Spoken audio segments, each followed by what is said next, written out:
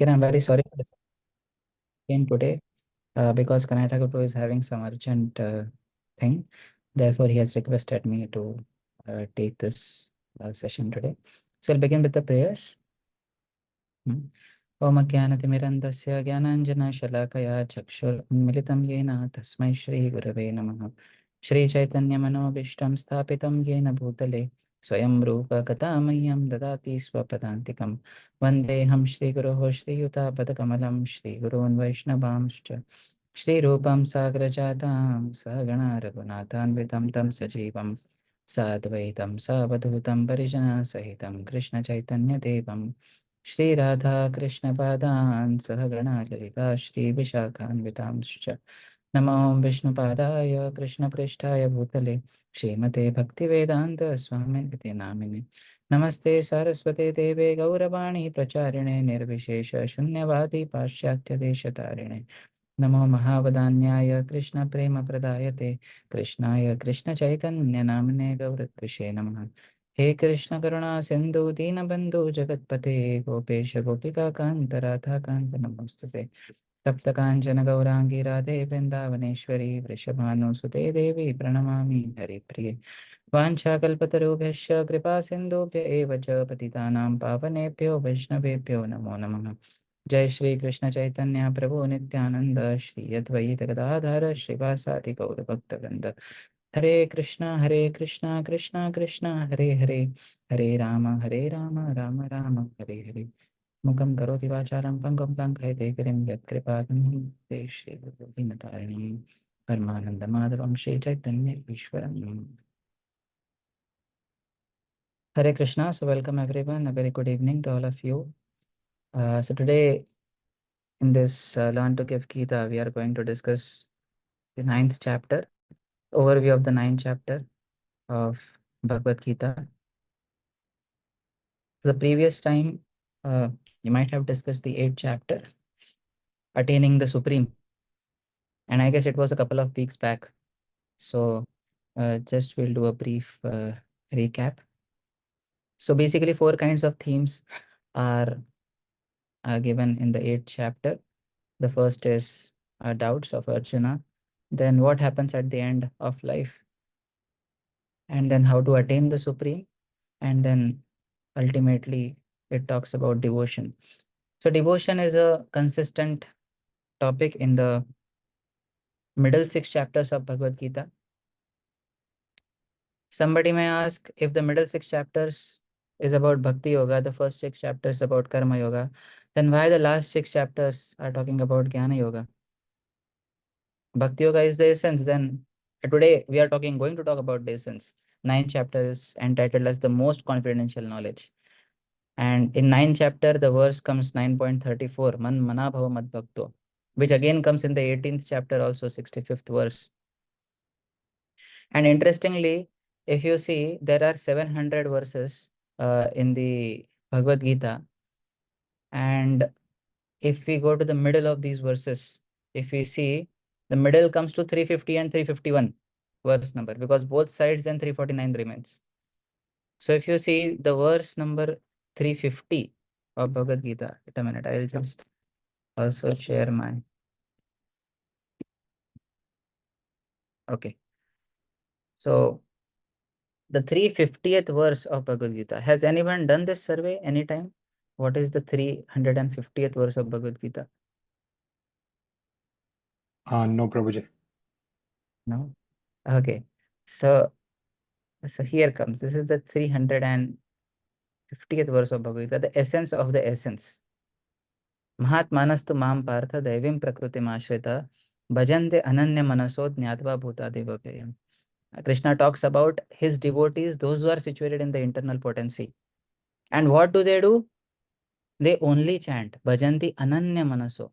Like last time, I remember when we were discussing about when we were discussing the 7th chapter, we are talking this anya and ananya. Ananya means there should be no other mixture of any other process, no karma, no jnana, only bhakti. That is what is ananya, and this is what is the middle verse of the entire, the essence of the essence of the essence of Bhagavad Gita. And the next verse also, what do these devotees do? is described in 9.14. Satatam kirtayanto mam yatantasya dridhavrata namasyantasya mam bhaktya nityokta upasate. They always chant my glories. Yatantasya dridhavrata. They endeavor with determination for me. And they always keep on offering me obeisances, and they are engaged in service of me. So this is what is the essence which is described in this 9th chapter, which we are going to discuss today. Therefore, it is also called as King of Knowledge. And therefore, we have the acronym today as King. Here he writes, just as a pearl is hidden in a shell, the essence of Bhagavad Gita is hidden in the middle of Krishna-Arjuna conversation. In this chapter, Krishna outlines the most secret of all secrets. Now you may ask that if it is a secret of all secrets, then how it is available to everyone? It may be available to everyone. Everyone can read the 9th chapter of Bhagavad Gita.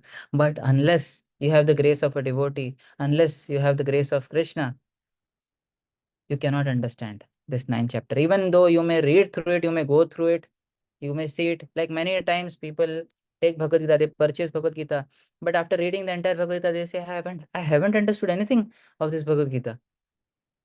For us also, when we might have read in the very beginning, when before coming to Krishna consciousness, and like I remember when I was in my 7th grade, so every Wednesday we would recite the 15th chapter of Bhagavad Gita, Purushottam Yoga, and we would recite, and only 20 verses are there in that. So we had memorized it also, and we were expected to every time get our books so that we can refer and see. And one time I remember that I forgot to carry my book, and it was this 15 chapter recitation going on. And then they asked in the assembly hall in front of all the students that who all have not got their copies of the shlokas and everything. And I raised my hand, and I was in the beginning. So they called me and they said, now you recite in front of everyone. So I could recite along with all the students. So we recited. But then I would always be eager to know what is the meaning, what we are reciting, what is the meaning of that. And one time, what one of our teachers, she started explaining on one of the Saturdays, she explained what is there in the 15th chapter of Bhagavad Gita. And even though she was explaining, I could not understand a single thing. I said that it is way beyond my understanding. So unless we have grace of devotees, unless devotees bless us, unless we do service to devotees, because when we do service to devotees, then only we will receive the grace and mercy of devotees. So when we do service to devotees, Sat Sevaya Adirgayapi, Bhagavatam says, Jata Mai Drudamati, Hitva Vatyam Imam Lokam, Ganta Majjana Tamasi. Bhagavatam says this. So when we serve devotees, we get the grace of devotees. And when we get the grace of devotees, then we can understand also. Then we can even understand what Krishna is speaking. Otherwise, the words will be remaining words only. It will not be applied in our life. Like one time, there was one person who came to Srila Prabhupada and he said to Prabhupada that, Prabhupada, I can recite all the 700 verses of Bhagavad Gita and I can recite them from back to front also. Prabhupada said, that is all right. But have you ever lived even one verse of Bhagavad Gita in your life? Hmm. So therefore, our name, learn to live Gita. So living Gita is important. And to live Gita, we need the grace of devotees. And Arjuna is one such person who has received the grace of devotees, who has received the grace of Krishna also. Just before the battlefield, he prayed to Arjuna, he prayed to Indra, he prayed to Shiva. Now, who is Shiva? Shiva is Vaishnavana Meta Shambhu. And he got Pashupat Astra from him. He was staying with devotees. He was staying with his 4 brothers. He was staying with Draupadi. He was staying with Kunti. They were all devotees. And he had obviously Krishna was his friend also. Krishna was his friend also. And therefore, he could understand the secret of all secrets. So, what all is there in this particular chapter of Bhagavad Gita? 4 basic topics are there. Acronym is King, which is given by His Holiness Swayam Bhagwan Keshav Maharaj. These all the acronyms are given by him only. So knowledge, K for knowledge, which is from 9.1 to 3. And then inconceivable relationships, Krishna's relationships with the external energy, with the internal energy. What is his relationship? That is 9.4 to 9.10. Then what is the destination or what happens to people, those who don't worship Krishna? That is given from 9.11 to 25. And then the final 9 verses talk about the glories of Bhakti. So that is why it is the king of all knowledge. Hmm. So the first 3 verses will go first, 9.1 to 9.3. So here he says, chapter 2 to 6, it described about knowledge of matter and spirit. What is matter, what is spirit? It is confidential. It is called as Guhya. Then chapter 7 and 8, they talk about knowledge of Bhakti. 7th chapter, the title is Devotional Service, which is more confidential, Guhyatara. But in chapter 9, knowledge of Kevala Bhakti is given, which is most confidential. Because if you remember, when we were discussing 7th chapter also, we had discussed something called as Guni Bhuta Bhakti and Pradhani Bhuta Bhakti. So Pradhani Bhuta Bhakti means Bhakti is the major factor and Karma and Jnana are there in mixtures. Karma Mishra Bhakti, Jnana Mishra Bhakti. And then Guni Bhuta Bhakti is Bhakti Mishra Karma, Bhakti Mishra Jnana. Karma is a lot, but Bhakti is very little. Obviously, in any path, you require Bhakti in order to attain any kind of result. Even for Jnanis, if they want to attain some kind of result, they give up that aspect of Bhakti Yoga, then they cannot attain any result. It is just like beating an empty husk. It is said that verse comes at 10:14. 4 Shreya Shritim Bhakti Mudasya De Vibho Klishyanti Ke Ye Kevala Bodhalape. It is just Klesha. Therefore, in 9th chapter, Keval Bhakti is described, which is the most confidential, and also is described the majestic aspect and the excellence of a pure devotee, which is the essence, which we saw just now, before some time, 9.13, 9.14. Excellence of a pure devotee. What does he do? And where is he situated? He is situated in the internal energy. He is not situated in the external energy of the Lord. Okay. So it talks how knowledge of the soul is confidential. We all have studied this. How do we change our bodies?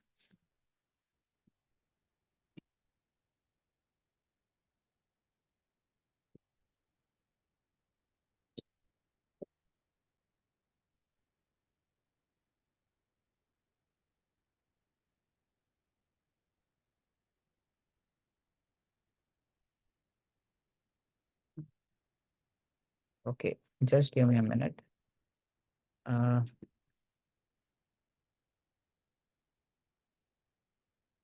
they are asking me to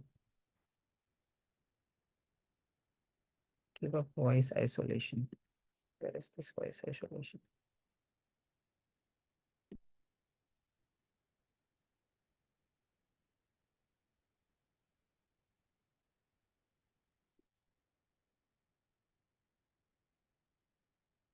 You are able to hear me what I'm speaking? Yes, Prabhuji. Okay. I guess some kind of problem happened in the here while I was playing the video. It has got some option of voice isolation. They are telling me to close it off.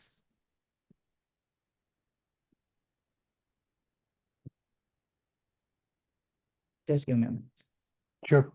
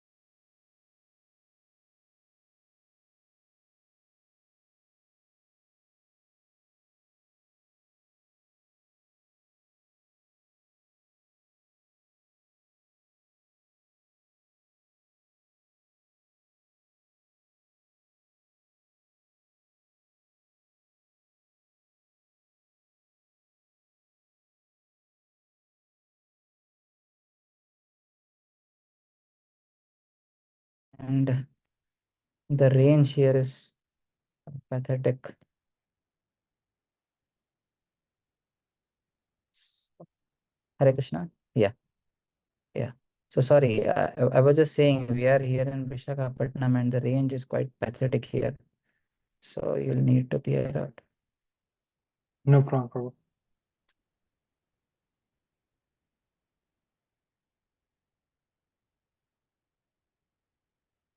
Yeah.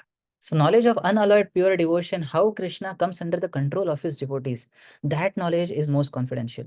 Because by that knowledge, Krishna is ready to give himself. The person who is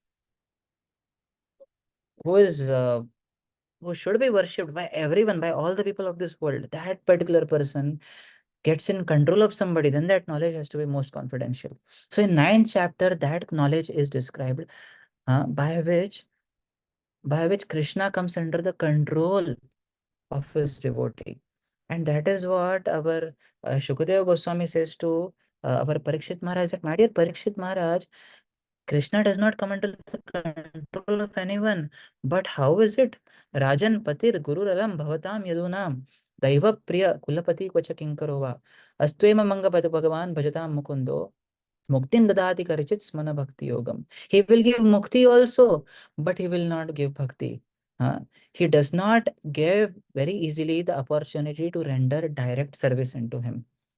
But when we understand this ninth chapter of Bhagavad Gita, this ninth chapter of Bhagavad Gita talks about this, how Krishna becomes so controlled by his devotees that he's ready to give himself.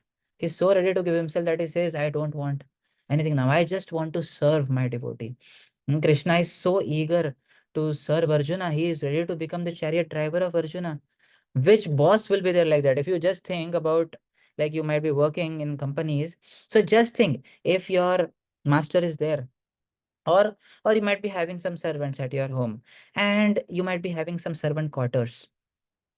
So if it is raining heavily or it is snowing heavily, and your servant quarters, there is some leakage there, uh, at max what will we do is we will call someone and we will repair that leakage and tell to our servant, okay, you please be situated in your place and be happy. But imagine a master, what he does, he calls the servant to his home, he calls the servant in his bedroom, and he says, my dear servant, please sleep on my bed, I will sleep down. Can any one of us do that? Krishna is one such personality who is ready to do that. He is ready to do that. He is ready to take any particular role for pleasing his devotee. He does not feel any kind of inferiority complex in doing that. He does not feel inferiority complex in driving the chariot. He does not feel inferiority complex in taking the shoes of Nanda Maharaj on the top of his head, because he is controlled by the love of his devotees. And this is the knowledge which is described in this particular chapter of Bhagavad Gita, how Krishna, he comes under the control of his devotees. The first verse, what he says, Shri Bhagavan Uvacha, Idam tu te guhyatamam pravakshami anasuyave jnanam vijnana sahitam yajnatva mokshase shubhat. Krishna says that I am telling you this knowledge, guhyatamam knowledge. Now we were discussing guhya, guhyatar and guhyatam. Pravakshami anasuya. I am speaking you this knowledge. Arjuna, why? Because you are not envious of me. Jnanam vijnana sahitam yajnatva mokshase shubhat. I am speaking this knowledge because you are non. Help us get this knowledge. Now we may say that I am not even non-envious. I am envious of so many living entities.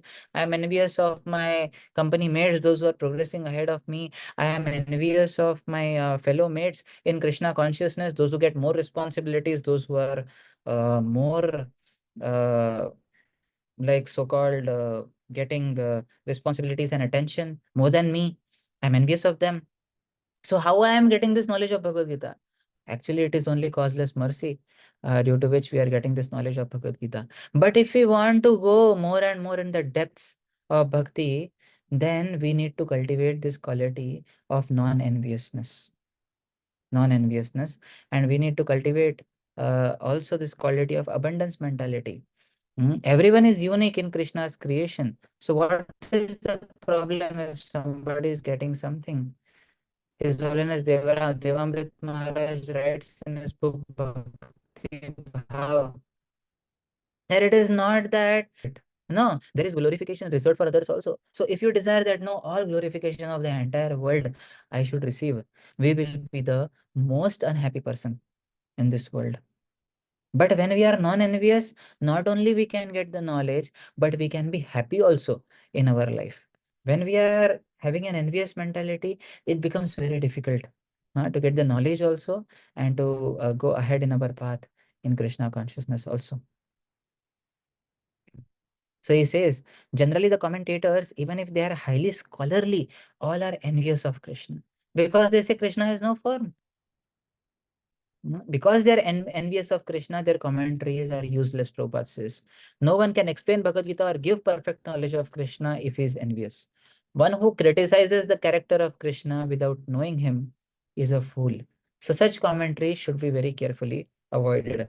Therefore, Prabhupada gave the commentary and named it Bhagavad Gita as it is. As it is. That is very important. Hmm. Yeah, I don't know. The sound is not coming in.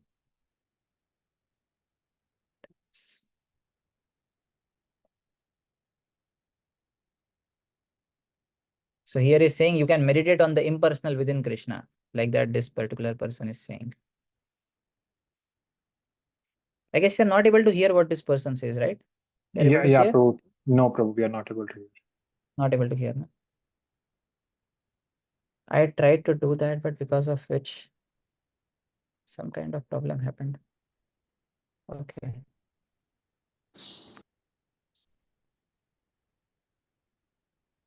Okay, fine. He is just saying that you meditate on the impersonal. That is what he says here.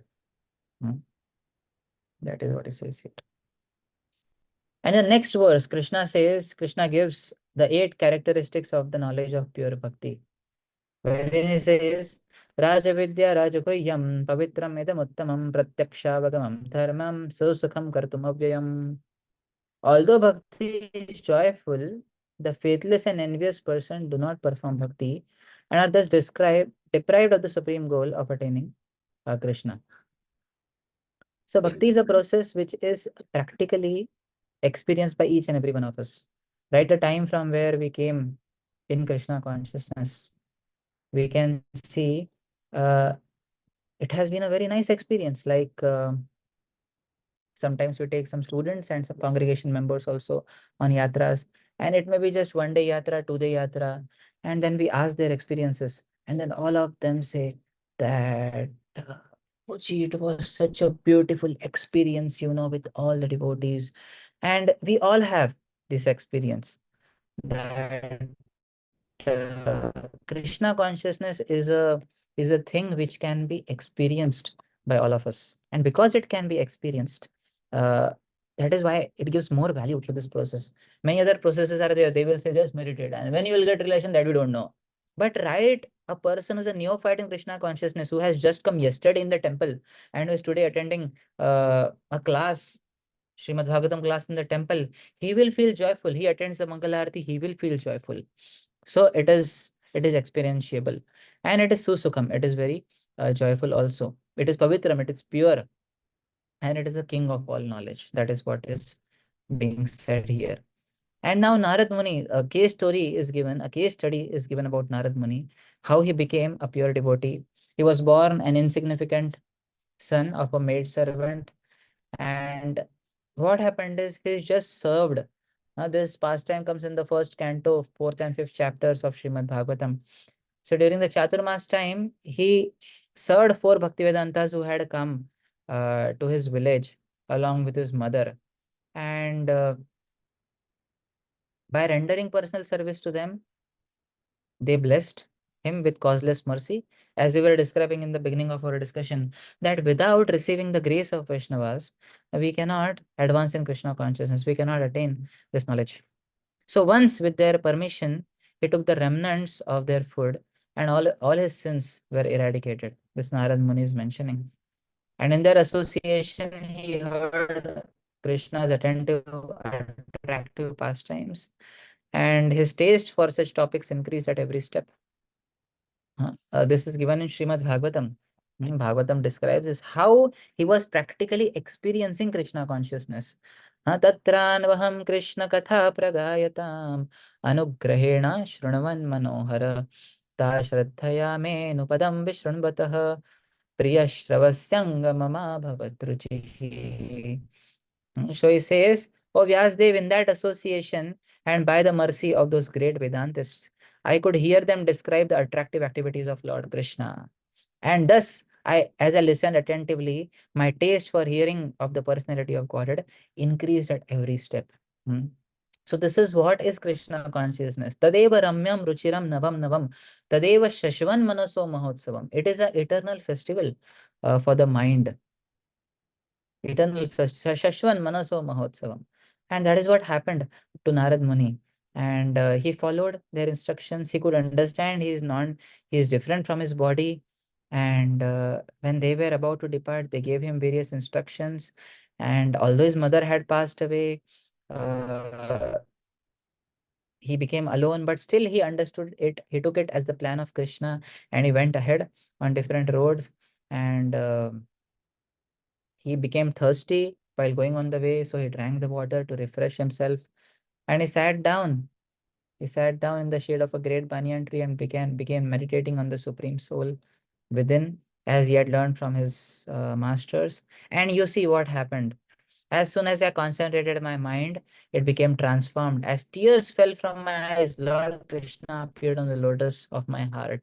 All my senses became spiritually enlivened, and very soon the Lord vanished from my sight. So, all this is his practical experience. Narad Muni is talking about his practical experience after coming to Krishna consciousness. And the example of Narad Muni is also given in Bhakti Rasamrit Sindhu as an example of Vaidhi Sadhana Bhakta, who became Sadhana Siddha. He was not a Kripa Siddha, he became Sadhana Siddha. Through his sadhana, he attained perfection. So, when this particular example is given, we can understand how our, as a nectar of devotion also describes, previously Vaidhi Sadhana Bhakti is there, which means following the rules and regulations. Then comes Bhava Bhakti. Bhava Bhakti means one really feels emotions for Krishna. And then the final stage is Prema Bhakti, when one develops love for Krishna in totality. And that is what happened in the life of Narad Muni. So he got practical experience of Krishna consciousness. So this is the case study. And all of us, through our limited practice, limited experience in Krishna consciousness, we have found how this is such a blissful movement. And therefore, that is the reason we are continuing on in Krishna consciousness day after day, month after month, year after year, chanting 16 rounds of Hare Krishna Mahamantra. Even though sometimes we may not feel like chanting, still we are chanting every day. Why? Because that experience we are receiving.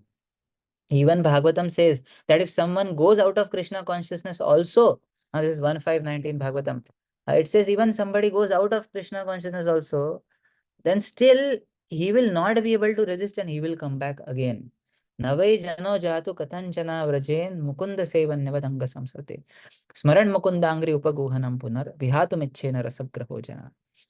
He says, even though a devotee of Krishna sometimes falls down, he does not undergo material existence like others.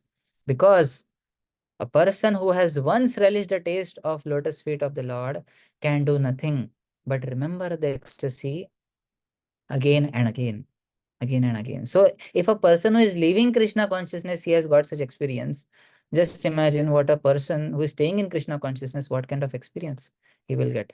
Like I remember one time, one of the devotees uh, who was little younger to me, uh, he went out of Krishna consciousness.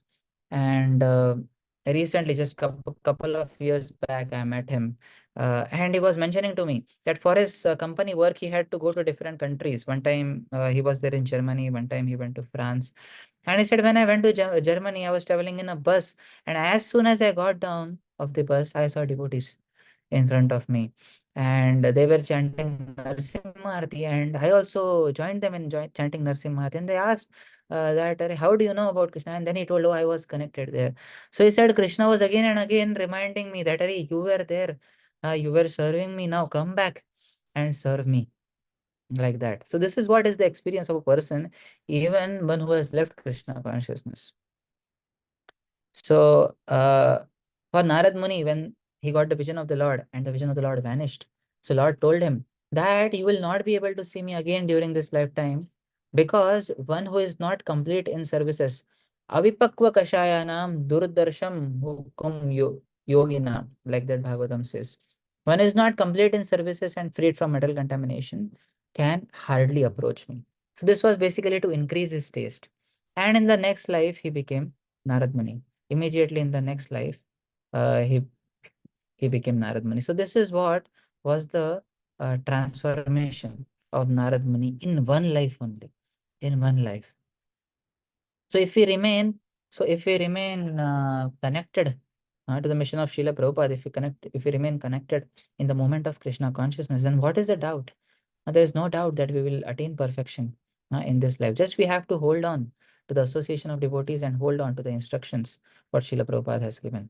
And Narad Muni has done outreach to so many people, people who were children, children's preaching he has done. Dhruva Maharaj, he preached to. Then he has also done preaching to Nalkuver and Manikri, who were there in heaven, heavenly planets. So interplanetary preaching.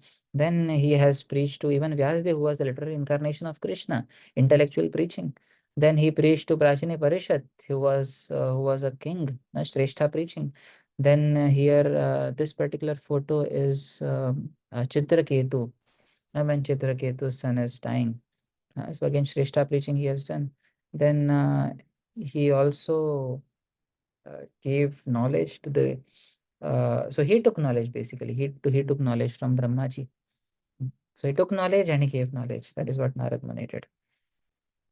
I'll just pause the share and start sharing again, because here.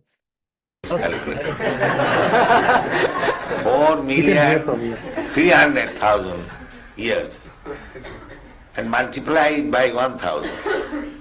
And what it comes according to English 4 calculation? billion, 4 billion 300 million. Huh? 4 billion 300 million. That is 12 hours. And add again 12 hours night. Then 8 billion.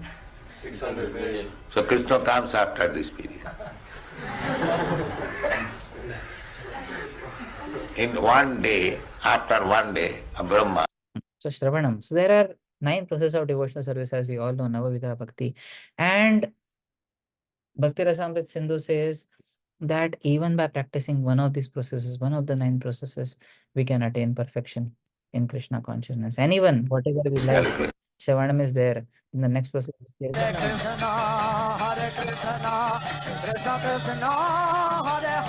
Gopal would say Krishna consciousness is even a child can make it, even a child can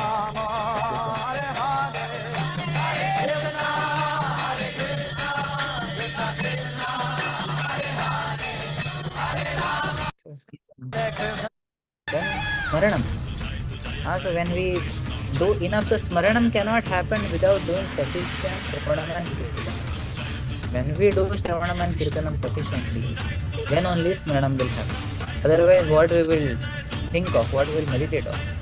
So when we do Shravan and Kirtan, then Krishna's pastimes will come into the mind of a sincere sadhaka. The places of pastimes, Krishna's qualities, the qualities of Krishna's devotees, or something what we have read from the GITA, Bhagavatam, Upanishads, all of these things will come. So this is Shravanam. Then the next is Pada Sevanam. Sorry, Prabhuji, on the Sravanam, we couldn't hear clearly because of the background. You could not hear on? What you were saying, we couldn't hear because of the background.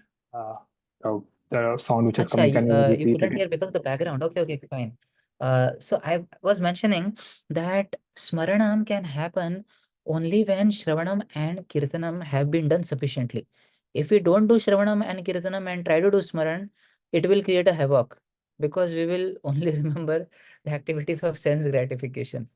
But when Shravanam and Kirtanam have been done sufficiently, then Krishna's pastimes, Krishna's qualities, Krishna's form, or the places which we have visited, or the shlokas from Bhagavad Gita, Srimad Bhagavatam, whatever we have read, those things will come in our mind.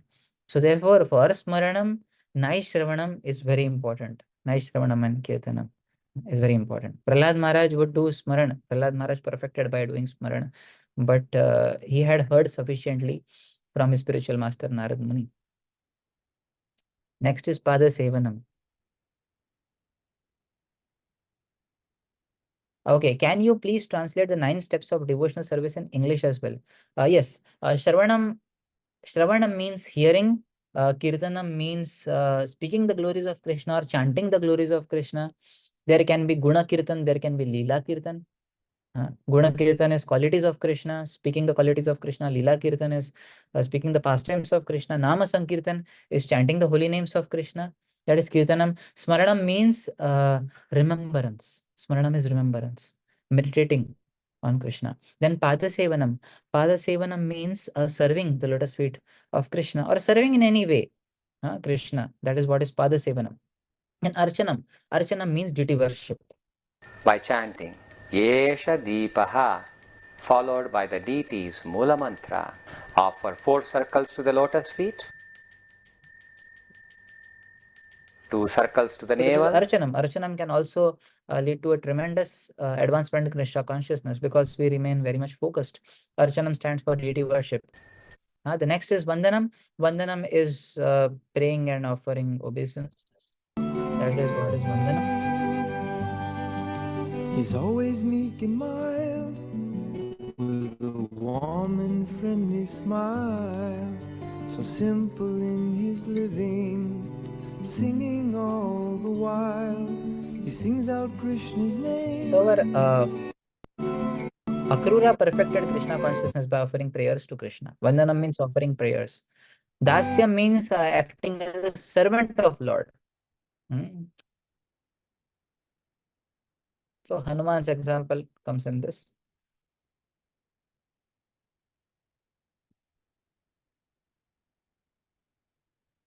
This is Dasyam. And then next is Sakhyam and Atmanivedanam, which are at higher stages of Krishna consciousness. Sakhyam means acting as a friend of Krishna, and Atmanivedanam means surrendering totally to Krishna. So this is what are the next processes. So here, Krishna in the third verse, he glorifies the knowledge what is about to reveal. He says the faithless cannot attain Krishna. Ashraddha dhana purusha dharmasyasya parantapa aprapya mam nivartante mrityu samsara vatmani. He says that those who are not having faith, they cannot cross beyond the ocean of birth and death. So we need to have faith in Krishna. When we have faith in Krishna, then we can go fast in our practice in Krishna consciousness. Without faith, we will always be in doubt. Oh, whether to take this path or whether to take that path. Whether should I go to temple today or should I stay at home today? So we will always be in doubt whether to surrender ourselves more or to remain behind, like that. So the first theme was K, which stands for King of all knowledge, and then K stands for knowledge, and then I stands for inconceivable relationships, which is from 9.4 to 10. So how now Krishna's relationship is with the living entity also, but Krishna's relationship is with the external energy also. And what does he say in the verse 4, 5, and 6? Krishna is saying that Mayatitam, fourth he says, Krishna, I am situated in everything. Mayatatam idam sarvam jagat avyakta murtina malsthani sarva bhutani. I am situated in everything. Because you see, for everything to get activated, Krishna's presence is required. Therefore, Krishna in the form of Kshiro Dakshay Vishnu, he enters each and every planet, he enters each and every atom, and he gives Ekam Shinastito Jagat. That is what Krishna also says in the Gita. But although he is situated in everything, still he is not in everything also. Fourth verse says, Matsthani Sarva Bhutani, I am in everything. And Krishna says in the next verse, no, I am not in everything. So how can this happen? Achintya Bheda Bhed. How he can be in everything also and how he can not be in everything also? See, he is in everything in the sense that he is in everything in the sense that he is the power through which everything moves. Without his grace, without his sanction, nothing can happen. But Krishna is not in everything in the sense that he does not require to interfere in the workings of material nature each and every time. It is not that, like, for example, The prime minister or the president of a country does not need to come to one particular city to solve a traffic jam. But traffic jam is that it is not that the prime minister will come and he'll say, no, no, no, please wait, please wait. No, he has got lots of agents to do that. So Krishna is aloof of everything. He is not there is no need for him actually to interfere in any of his creation. Example is given in the 6th verse of the wind. So wind is there, wind may carry various aromas, but the wind is not attached to the aromas that it carries. The wind just whatever place it goes through, it carries the aromas, but the wind is never attached to the aromas. In the same way, Krishna, although he is present in everything, but still he is not present in the sense that he is totally aloof and totally independent of everything.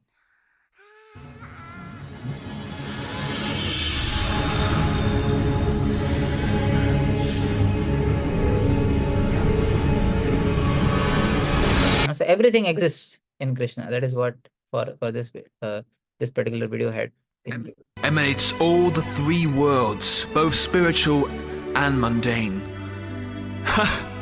Everything rests in me, Arjun, just as you see pearls hang upon a thread. So he's saying everything rests upon me just as pearls are strung upon a thread. So this is what the entire creation, the single fragment of myself I pervade and support this entire universe. This is the power of Krishna. Although he is there, he is dealing with this material world in the sense that he is providing all energy, but he is residing eternally in Gokula, his own abode, beyond all the material worlds, and enjoys pastimes with his devotees. Brahma Samhita also says that Andantarastha Paramanu Chayantarastham Goloka eva nivasati Akhilatma Bhuta. He is in Golok also and he is here also. That only Krishna can do. Krishna can be simultaneously present at many places, in many places at the same time. But no particular living being can imitate Krishna and do that.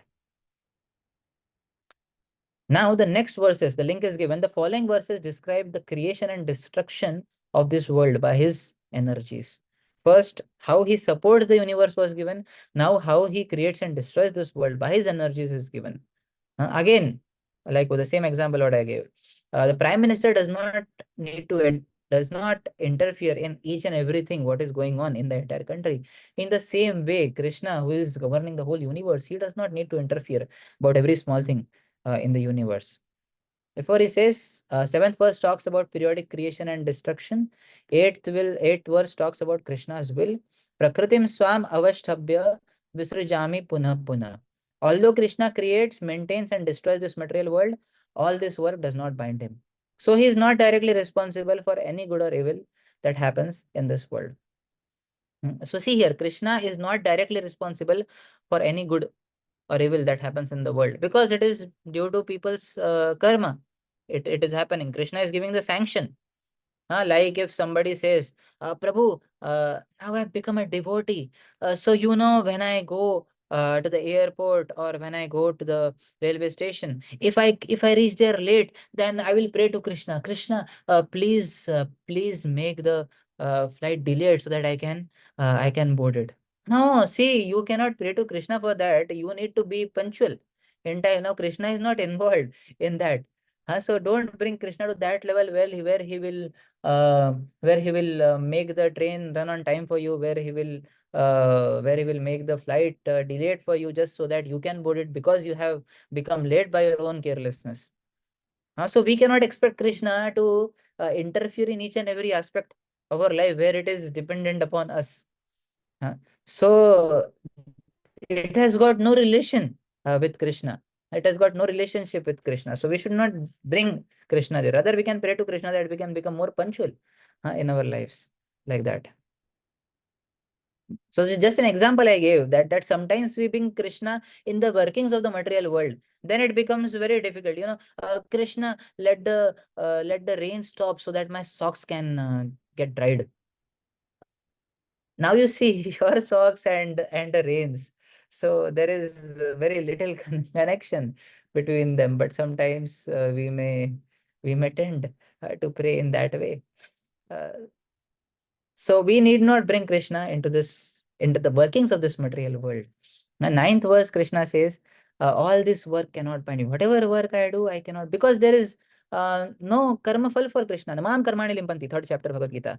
Namam karmani limpanti, name karma phale spriha. Iti mam yobi janati, karma bir nasabadhyate. Krishna says that no work binds me and I do not desire any fruit. Array, if Krishna is self-satisfied, why will he desire any particular work or any particular fulfillment of any work? Because whatever he desires, it happens like that only. So why will he desire the fruits of any work? He does not desire. And then 10th verse, a very famous verse, Krishna says that I am the director of Prakriti. Maya adhyakshena Prakriti suyate sacharacharam hetunanena kaunteya jagad viparivartate. Maya adhyakshena Prakriti. Prakriti is under my direction. Under my direction, this whole material manifestation is working. I am the CEO, I am the owner. Under me, everything happens. Although he is aloof from everything, but he is in everything because through his energies, the work is taking place. Therefore, he says, Natasya karyam karanam cha vidyate, natat samasya vedikasya drishyate, parasya shaktir vivedaiva shruyate swabhaviki jnana balakriya cha.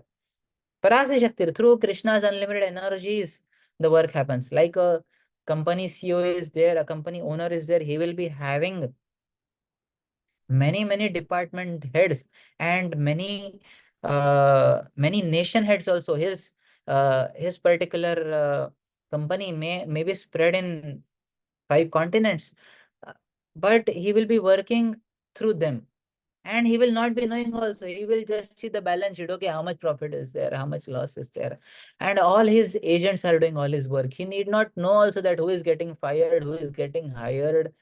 He may not have any relationship with that, but he is the supreme director.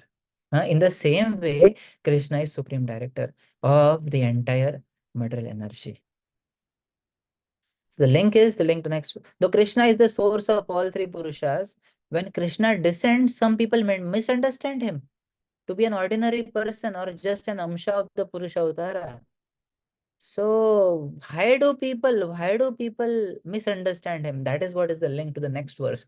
And that brings us to the third theme of today's discussion of the 9th chapter, which is non-worship. Which is non-worship. I was inconceivable relationship of Krishna's energies, of the energies with Krishna, and N stands for non-worship, which is from 11 to 25, a big section where Krishna says, why do these people, if you are the cause of everything, why do people don't understand? Because they consider Krishna to be an ordinary human. Avajananti mam mudham manushim tanumashritam param bhavam ajananto mama bhuta maheshwaram. When Krishna comes to this world, what do these foolish people think? These foolish people think that I have come into the I'm just like a prince. Some people call of Krishna as a prince. Some people say Krishna, oh, he was an extraordinary person. Some people call Krishna, oh, he was a politician. No, there is no other identity which should be there in our hearts and minds of Krishna rather than he being the supreme personality of Godhead. He was not just some prince. He was not just some extraordinary person. He is not a person. He's the supreme personality of Godhead who is having so many people below him. Nayakanam Shiroratnam Krishnastu Bhagavan Swayam. Of all the heroes, he's the supermost hero. Nayakanam Shiroratnam Krishnastu Bhagavan Swayam. But fools consider that Krishna takes the form of a human. That is what Mayavadis also say, that when Krishna descends in the material world, he takes a form of a human and he descends in that. He is formless, but he takes the form of a human being and he comes. No, sir, that is not the truth. Krishna is saying that I descend in my original form. 7th chapter, that verse is there, where Krishna says that I come to this world through my internal potency. 7.3, I guess. 7.3 says that. Yeah, no, not 7.3, maybe 7.6. Which is that verse? Where Krishna says, okay, forget it. I'm not getting that particular verse, but Krishna uh, says in there that I descend into this world by my internal potency. Sambhavami. It is the 4th chapter, I guess. Yeah, sambhavami. Ajopi san atma bhutanam ishwaropi san. Prakritim swam adhisthaya sambhavami atmamayaya. By my internal energy, I appear. He does not need the external energy to appear. Internal energy is his own energy through which it appears.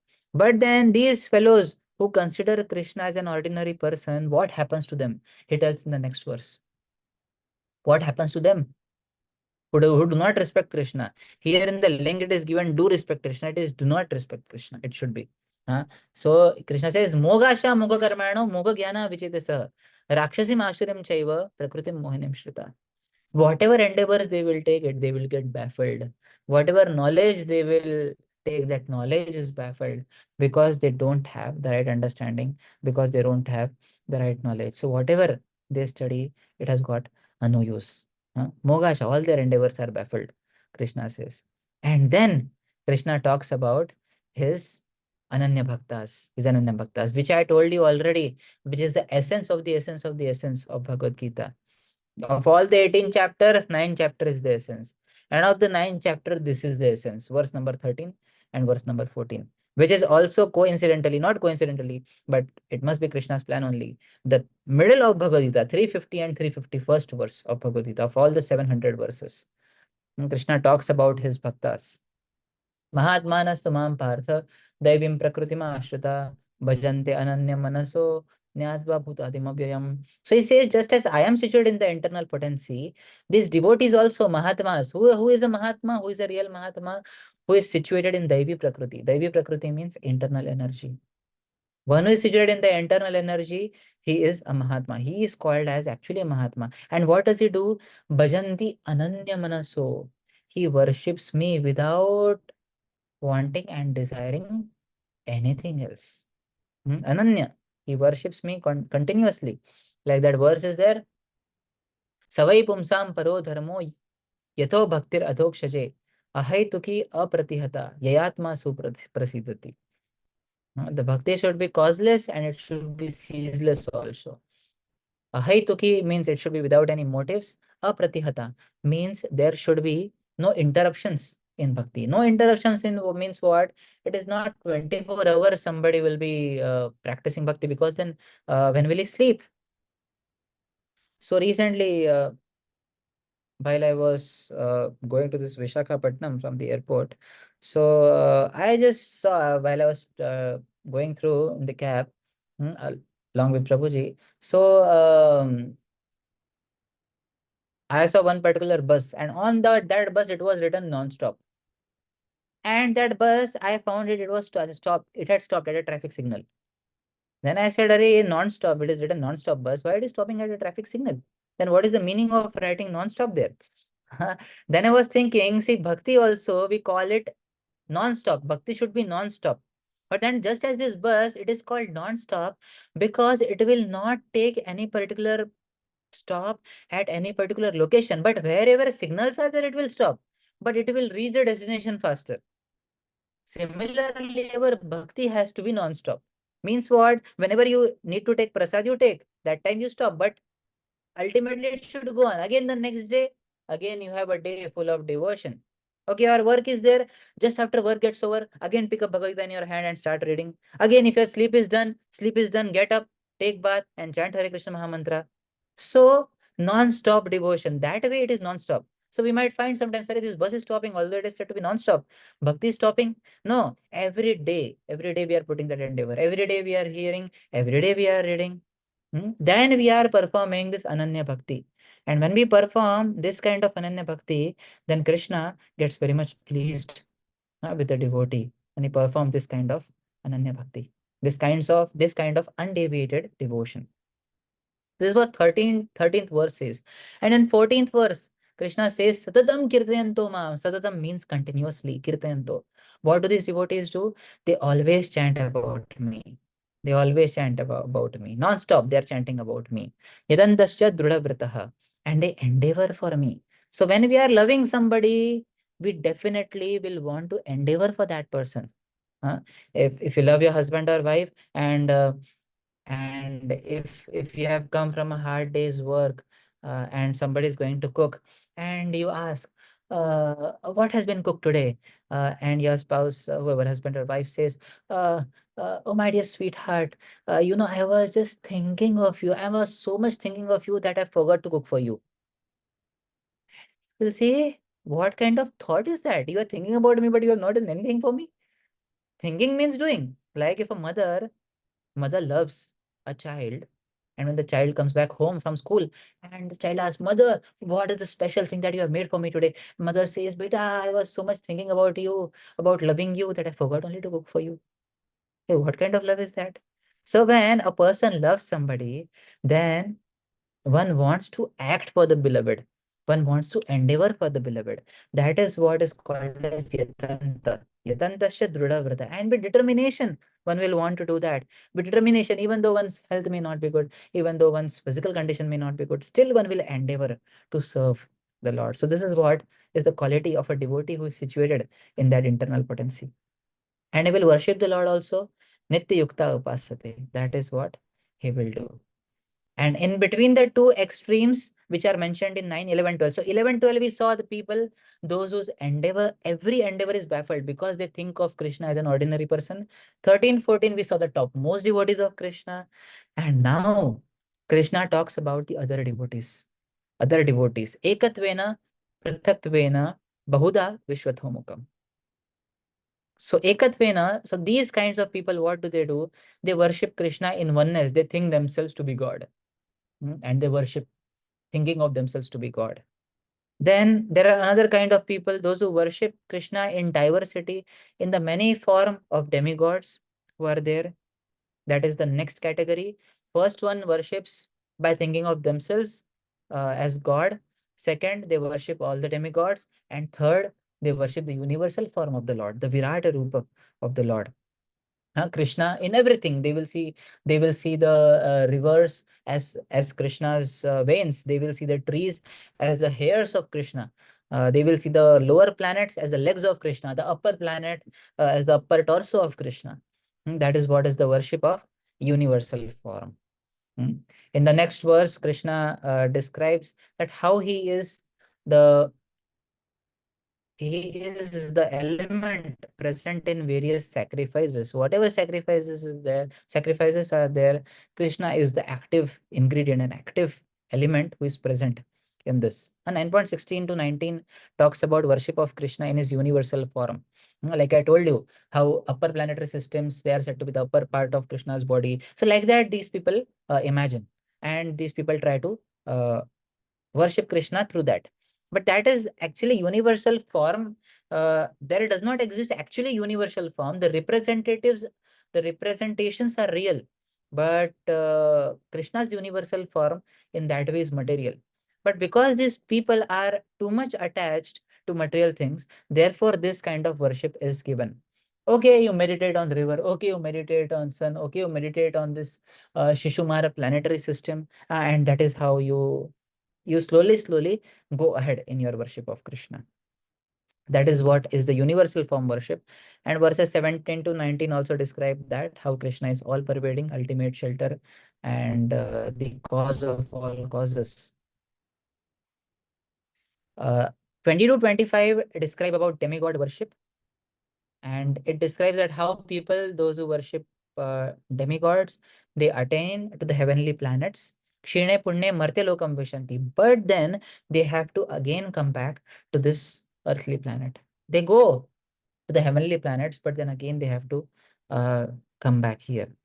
But uh, the devotees of Krishna, those who are not demigod worshippers will come back to this planet. But Krishna's pure devotees, they are Ananya Bhaktas. So Krishna totally protects his Ananya Bhakta. Ananyaschintayanto mam ye jana paryupasate tesham nityabhiyuktanam yogakshemam vahamyaham. So here our acharyas write, Vishwanath Chakravarti Thakur and Baldev Vidyabhushan, they write that Krishna personally carries the burden of his own devotee. He provides him whatever he lacks, and he carries whatever is there with him, with the devotee, and he he provides whatever he lacks. That is what Krishna, that is how Krishna interferes in the life of an Ananya Bhakta. Just like a big sannyasi may be there and the sannyasi's servant will be there. The servant will do everything for the sannyasi. Similarly, Krishna becomes ready to take the position of a servant to take care for his pure devotee. That is what Krishna does. So this particular verse is for pure devotional service, 8.20, 9.22, and as well as 9.13 and 14, which we saw. Then here he asks that some others worship Indra and others as part of their practice in Karma Yoga. Though they predominantly worship other devatas, they are also your devotees. Okay, they worship you also, my dear Lord, but they worship devatas as well. Why don't they get liberation? Why don't they get liberation? And Krishna says, yes, they worship me, but their worship of me is not proper worship. Demigod worship is a wrong way of worshipping Krishna. Therefore, he says here, Yajanti avidhi purvakam. If you want to uh, appreciate a prime minister, you cannot appreciate him by bringing him down to the level of a local minister. You cannot do that. If you do that, it is an offense to him. Similarly, if you take the lower minister and you make him so high that you tell him you are the president, you are the prime minister, you are everything, then if he is a true representative of a government, he will feel offended. Hey, I am not that. Why you are calling me that? So similarly, when one regards demigods as everything, then that is a wrong way of worshipping Krishna. There is a wrong way of worshipping demigods also. And then he says that all the acts are meant for satisfying me. Ahami sarva yajnanam bhokta cha prabhureva cha. Natu mam abhijanati. Those worshippers, they don't know that, and therefore they cannot attain the highest destination. Then Arjuna asks, okay, they may not attain the highest destination, but then through your scriptures only, they are getting the directions. Your scriptures only are telling what to do and what not to do. So what if they are following the instructions which are given in those books?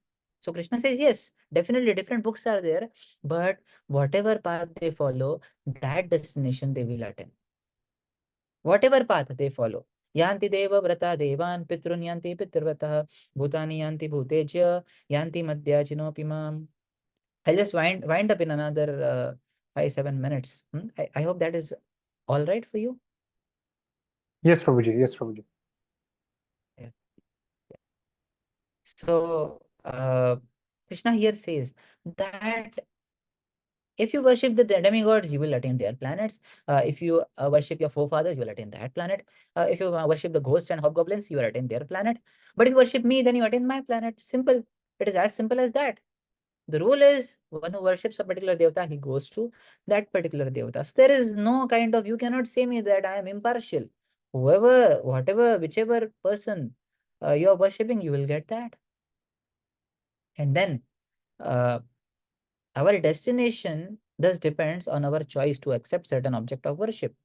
Like we saw, if you worship the demigods, you will attain their planets, but again you have to come back. Worship ghosts, you attain their planets, again you have to come back. But you worship Krishna, na punarjanma nahi thi, then you don't have to come back. So the best choice is worship Krishna, is to worship Krishna. So now from 26 to 34, Krishna talks about the glories. That is what is G, king. In the king, the G stands for glories of devotional service. So Krishna, he elaborates on exclusive worship of himself, but before that, he first reveals what types of offerings he desires. That is what he says. So 9.26, again a famous verse. And he says, see, worship of devatas is very difficult, but worshipping me, you see, it's so simple. Just offer me a leaf, just offer me a flower, just offer me a fruit. Patram, pushpam, phalam, toyam. Just offer it with devotion. I accept it. I accept it. And Vishwanath Chakravarti Thakur says that overwhelmed by the love of his devotee, Krishna even eats the leaf. He does not understand. He gets bewildered by the love of his devotee and he eats the leaf also. He eats the flower also, which is not meant to be eaten. That is how the Lord gets controlled by his devotees. To this extent, Krishna gets controlled by the love of his devotees. So this verse is very beautiful. If we don't have time to go into the Acharya's purport, otherwise I would have shown you that, but that is very beautiful. And then somebody may ask, what if I don't have pure devotion? I don't have pure devotion. So Krishna says, okay, You offer. Whatever you do, that you offer to me. Yad karoshi, yad ashnashi, yad juhoshi, yad tapasya, yad juhoshi dadasi, yad tapasyasi kaunteya, tad kurushva madarpanam. Okay, whatever you do, whatever you eat, means obviously that should not be crossing the four regulative principles. But then whatever is I have told that to eat. So you whatever you want to eat, whatever you want to do, whatever you want to give me. So you just first offer it to me and then you take it yourself. That's good. So you do that, but then offer it to me. Give it as an offering to me. That's how Krishna, that's how merciful Krishna is. If you are not able to do it wholeheartedly, then okay, whatever you like, you do it and then offer it to me. And then in the next verse, it describes what is the result of offering everything to Krishna. Shubha Shubha Phalar Evam Moksha Se Karma Bandhanai Sannyasa Yoga Yuktatma Vimukto Mam Upasyasi. So one will become free from the bondage of karma.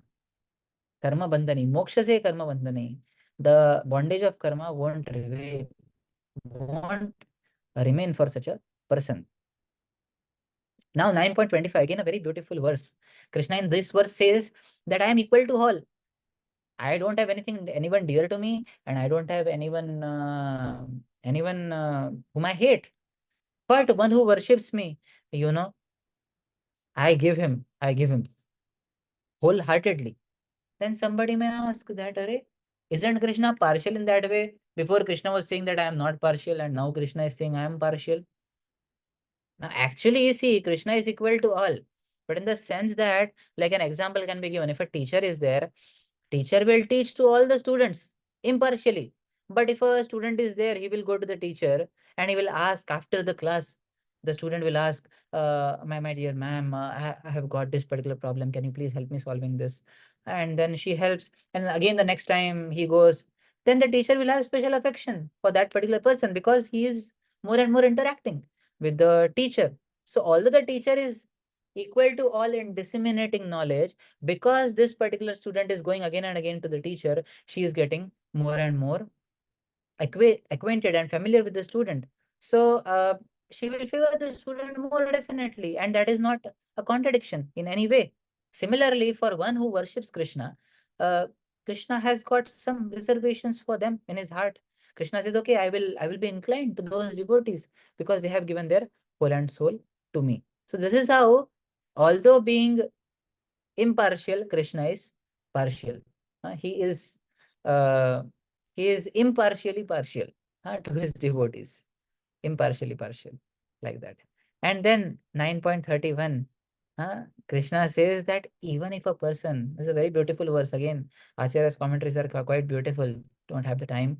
This is apichet suduracharo, even if a person has committed any kind of abominable act, but he is worshipping me, he is to be considered as a devotee.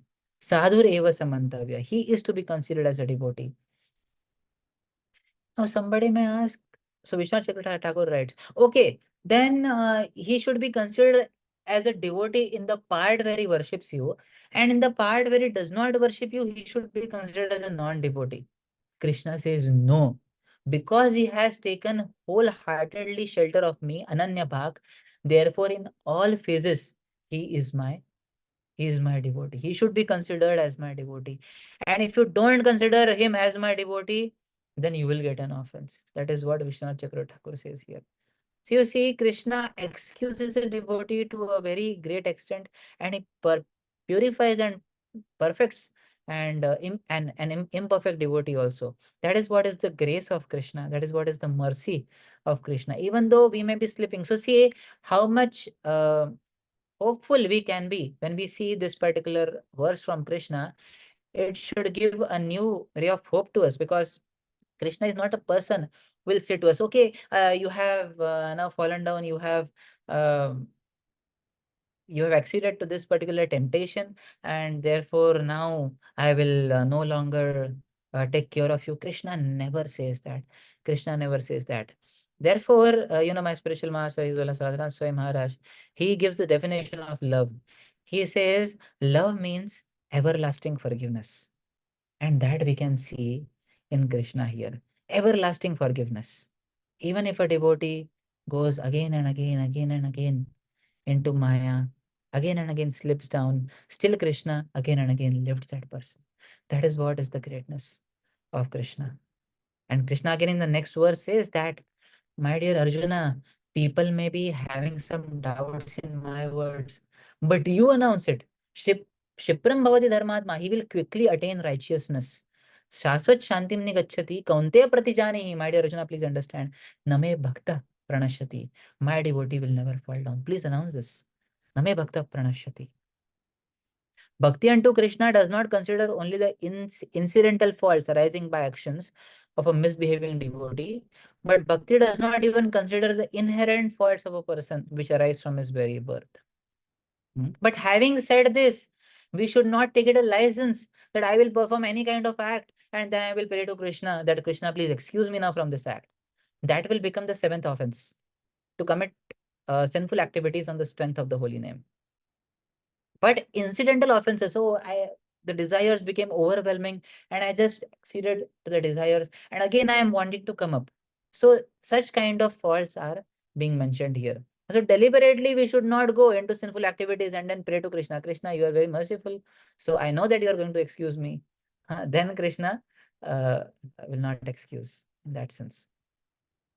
And then Krishna says that, people, those who are of a sinful birth, they can also attain Krishna. Mam hi partha vyapashitta yepisyo papa yoniyo yonayah striyo vaishyasta shudra stipiyante param gatim. Those who are born in lower castes, also those who are born in, that does not matter. Whether you are a demigod, whether you are a man, whether you are a woman, whether you are a child, it does not matter. People of any kind of birth, they can attain Krishna. And then Krishna says, what to speak of qualified people? Kim puna brahmana punya bhakta rajar says tatha anityam asukham lokam imam prapya bhajasvama. Are what to speak of those who are bhakta rajar says tatha? They will attain my planet very easily. Very easily. Bhajasvamam. So he ended that verse with Bhajasvamam, and then he tells how to do that. And this is the last verse, essence of the essence of the essence of the essence. He tells, Manmana bhava mad bhakto madhyaji mam namaskuru mame vaishyasi yuktaivam atmanam mad parayanaha. So we'll go to the exact translation of this particular verse, 9.34. Then we will pause. So Krishna says here, engage your mind always in thinking of me, Manmana. Become my devotee, mad bhakto. Offer your obeisances to me, Madhyaji, Mam Namaskuru, and worship me. So one of our acharyas says here that, if you feel that engaging your mind in always thinking of me is very difficult, how to have Krishna always in the mind? It is very difficult. Okay, no problem. You become my devotee. Then somebody may say, no, Krishna, becoming your devotee is also very difficult. Okay, fine. Just worship me, Madhyaji. Madhyaji. Just worship me. First, Madhyaji comes here, but Prabhupada has given first the meaning of Mam Namaskuru here. So he says, Madhyaji, just worship me. And somebody says, no, I don't have the qualifications to worship. I don't know how to worship. Okay, fine. Just offer me obeisances. Mam Namaskuru. So Krishna is ready to come down at such a level also. And Krishna says, if you do that, and then being completely absorbed in me, even while offering obeisances, you are completely absorbed in him, surely you will come to me. Krishna says, surely you will come to me. So this is what is the mercy of Krishna. This is the mercy of Krishna. So we'll just take a quick recap of what we discussed. So this was 9th chapter, the king of knowledge, the most confidential knowledge.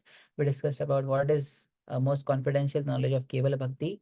K stands for knowledge, 9.123. I stands for inconceivable relationships of Krishna with the material energy. And then non-worship, and in that worship, those who worship, what is that's the destination that is also given. And the last 9 verses, 26 to 34, they talk about the glories of Bhakti. So we will pause here. Thank you all very much for your patient listening and for your attention. I'm very sorry for any kinds of errors or mistakes in my presentation, but just as a service to His Grace Kanai Thakur Prabhu, I tried to serve you in some way. Thank you all very much. Any questions, comments, clarifications? Yes. I have a question. Yes. Yes. So if you're going to attain Krishna, why does demigods exist? Okay. Good question. Very nice question. So if they don't attain Krishna, then why do demigods exist at all? Uh, so like, I don't know about the education of Canada, but I guess there are some universities therein wherein higher graduation, post-graduation happens, right? And there might be some rankings also of those universities. Some universities will be like only the cream of all intelligence, they might be able to go there. Something like Massachusetts, something like Oxford and Cambridge. So there might be some Oxford and Cambridge like universities in Canada also, right? Am I correct? So are all the students able to get admission there? No, all students cannot get admission there. Only the elite and cream people will get there. But the rest of the people, they will have to take other colleges. In the same way, everyone cannot practice devotion to Krishna. They'll say, no, this is very high. I cannot do it. So therefore, Krishna has given various levels for the practitioner. In the Vedas, therefore, various levels are mentioned. Okay, fine. You don't want to worship me? Okay, worship them. Okay, you want quick results? Okay, worship them. Come to that level, then okay, maybe after some lifetimes you will come to me. But at least you have gone to the Vedic fold. At least you are not sinning now.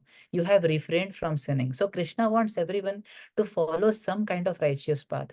And for that, he gives various kinds of levels. Like in Bhagavad Gita also, we see 9.26, what we saw, offer me a leaf with devotion. It is the highest level. But then the next verse, immediately he feels, oh no, if I have given too much to them, maybe if they cannot handle it. So Krishna says, okay, fine, whatever you want to do, whatever you want to eat, please offer it to me and then take it. So Krishna is very merciful. He gives various levels. So therefore, demigods are there so that worshippers at whatever level they are, they can be happy in their level of worship. Because all will anyways not uh, have the right or the adhikar or the qualification to worship Krishna. Because qualification to worship Krishna also does not come in just like that. You need to have the grace of a pure devotee, you need to have the mercy of devotees, and you need to have some kind of bhakti unmaka sukruti, what is also known as spiritual piety. If that is there, then one can come to Krishna directly. Does that make sense? Yes, thank you so much. Any other comments or questions?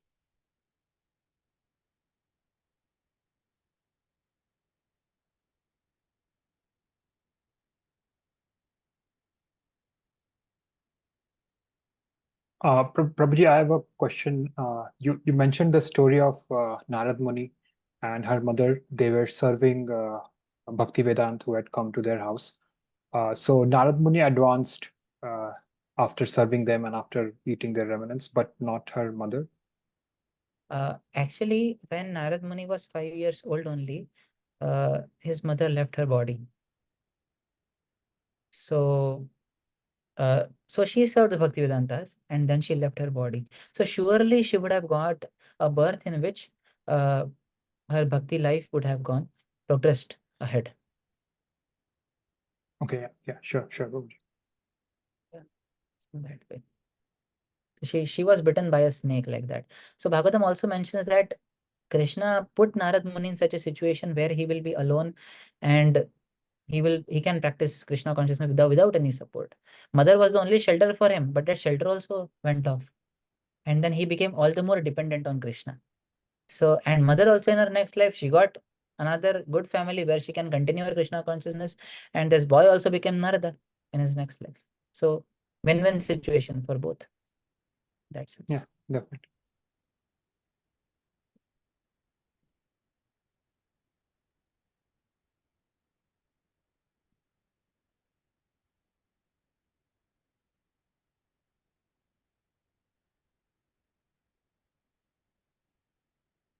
I think Okay. Prabhuji, I think Yeah, so we there may can not be pause. any other question. Yeah. So thank you all very much for your patient listening, and sorry if I made any mistakes. I just gave this session ad hoc. Karnataka juice request. So today was some bitter melon juice for you. Every time you have mango juice, but sometimes. No, Prabhuji, we had really very nice session. Thank you so much, Prabhuji. Hare Krishna, Srila Prabhupada ki jai, Srimad Jai. Bhagavad Gita ki jai, Samveda Bhakta Vrinda ki jai. Thank you all very much. Thank you so much, Prabhuji. Dhanutana. Hare Krishna. Hare Krishna.